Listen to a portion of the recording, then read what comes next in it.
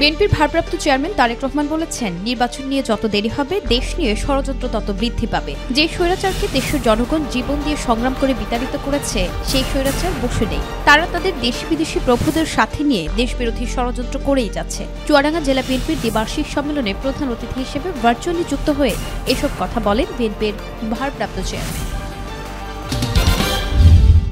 সরাসরি রাষ্ট্রপতি নির্বাচন, বিনা প্রতিদ্বন্দ্বিতায় কোনো প্রার্থীর নির্বাচন না হওয়া, না ভোট ফিরিয়ে আনা, অর্থের উৎসের স্বচ্ছতা নিশ্চিতকরণ সহ বেশ কয়েকটি সুপারিশ করা হয়েছে বলে জানিয়েছেন নির্বাচন সংস্কার কমিশনের প্রধান বদিউল আলম মজুমদার। আর স্থানীয় সরকার বিশেষজ্ঞ অধ্যাপক ডক্টর তোফায়েল আহমেদ বলেন, নির্বাচন কমিশনের কাজ হবে একটি স্থানীয় সরকার ব্যবস্থা দাঁড় করিয়ে দেওয়া।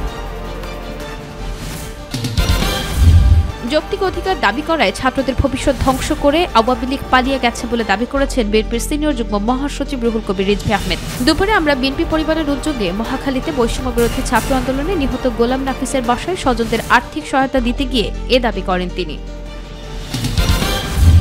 আওয়ামী লীগের পুনর্বাসনে কারো সাফাই গাওয়ার জায়গা নেই বলে জানিয়েছেন জুলাই শহীদ স্মৃতি ফাউন্ডেশনের সাধারণ সম্পাদক সার্জিস আলম। তিনি বলেন, জীবনের বিনিময়ে হলেও এটা করতে দেয়া হবে না। সকালে বরিশাল শিল্পকলা একাডেমিতে গণ অভ্যুত্থানের শহীদ ৭৯ জনের পরিবারকে ফাউন্ডেশনের পক্ষ থেকে আর্থিক অনুদান প্রদান অনুষ্ঠানে এ কথা বলেন তিনি।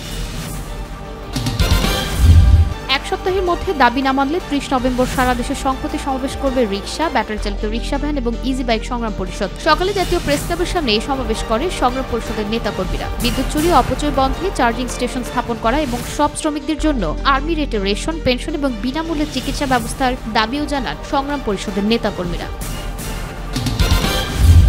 গাজীপুরের শ্রীপুরে পিকনিকের বাস বিদ্যুৎপৃষ্ট হয়ে ইসলামিক ইউনিভার্সিটি অব টেকনোলজির ৩ শিক্ষার্থীর মৃত্যু হয়েছে। গুরুতর আহত আরও ৩ শিক্ষার্থীকে ময়মনসিংহ মেডিকেল কলেজ হাসপাতালে ভর্তি করা হয়েছে। সকাল 10:30টার দিকে ঘটে এ দুর্ঘটনা।